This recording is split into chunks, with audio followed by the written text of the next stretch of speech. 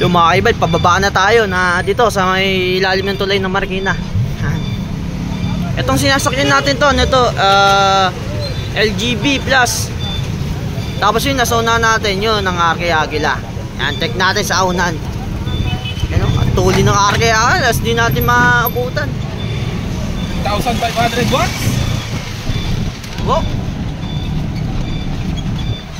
1,500 watts kasi yun, ito 1.2 lang.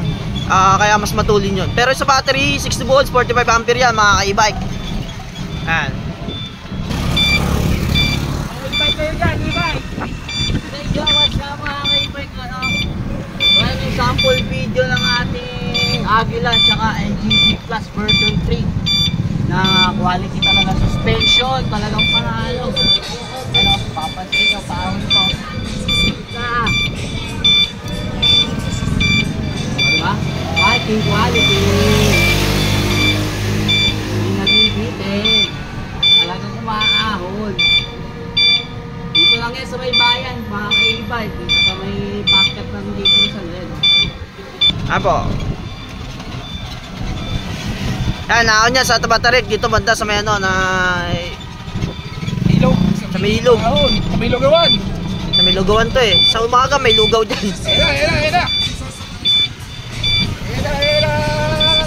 Ayun ang ahon. Oh! Ahon na ahon oh. Lang hirap oh. Oh, ang bilis ng Agila. 1,500 kasi yun eh. Hello.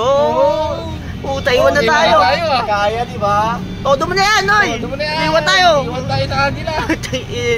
Kasi yung mga kaibay, 1,500 na yun eh. Ito, 1,200. 1,200. Pero ang battery na ito, 60 volts, 45 amperes mga kaibay. Diba? Quality talaga yung Agila natin. Mga bangkit pa mga ka-e-bike. Iwan ito sa likod. Naiwan sila. Masyado may iwan tayo. Masyado mabilis tong Agila.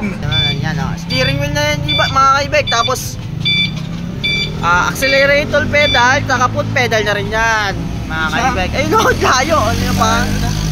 Bilis talaga ng Agila. Hintayin tayo niya mga kaibay. Grabe ng Agila. Ano yun yan. Ayan po.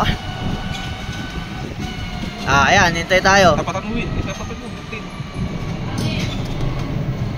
Oh? Grabe Wala.